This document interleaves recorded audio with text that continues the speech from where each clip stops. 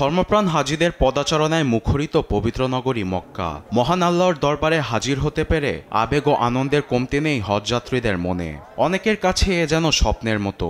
আজ শুরু হয়েছে হজের আনুষ্ঠানিকতা। এরই মধ্যে বিশ্বের বিভিন্ন দেশ থেকে আগত মুসল্লিদের হজ পালন সহজ করতে নানা প্রস্তুতি নিয়েছে সৌদি সরকার। তীব্র গরম থেকে বাঁচাতে নেওয়া হয়েছে কার্যকর ব্যবস্থা। রাস্তাঘাট শীতল রাখা থেকে শুরু করে প্রস্তুত রাখা হয়েছে জরুরি চিকিৎসা পরিষেবাও। জোরদার করা হয়েছে নিরাপত্তা ব্যবস্থা। ব্যবহার করা হয়েছে এআই প্রযুক্তিও। সৌদি সরকারের দেয়া তথ্য অনুযায়ী এবছর হজ পালন করছেন বিশ্বের বিভিন্ন দেশের প্রায় 18 লাখ হাজি, যে তালিকায় আছে বাংলাদেশের 87,100 হজ যাত্রী। ধর্মীয় বিধান অনুযায়ী জিলহজ মাসের 8 তারিখ শুরু হয় পবিত্র হজের আনুষ্ঠানিকতা। মূলত এর আগের রাতেই হজের নিয়মে এহরাম বেঁধে মিনার উদ্দেশ্যে রওনা হন হাজিগণ। জোহরের নামাজের আগেই মিনায় পৌঁছান তারা। বুধবার মিনায় দিনভর অবস্থান করে রাত্রি যাপন শেষে পরদিন ভোরে আরাফার ময়দানের উদ্দেশ্যে রওনা হবেন হাজিরা। 9 জিলহজ আরাফাতের ময়দানে হাজিদের অবস্থান করাকেই মূল হজ হিসেবে গণ্য করা হয়। ময়দানে লাখ লাখ হাজির কণ্ঠে শোনা যায় লাব্বাইক আল্লাহুম্মা লাব্বাইক জিকির।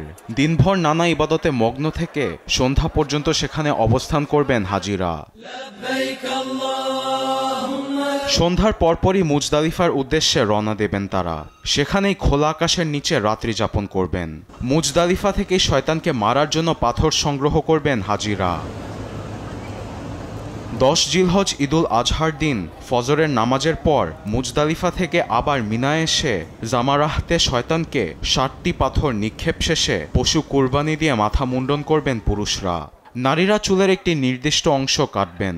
পরে কাবা শরীফ তাওয়াফ ও সাফা মারওয়া সাই করবেন তারা। এরপর 11 ও 12 জিলহজ শয়তানকে পাথর নিক্ষেপ সহ বাকি আনুষ্ঠানিকতা পালন করবেন হাজিরা।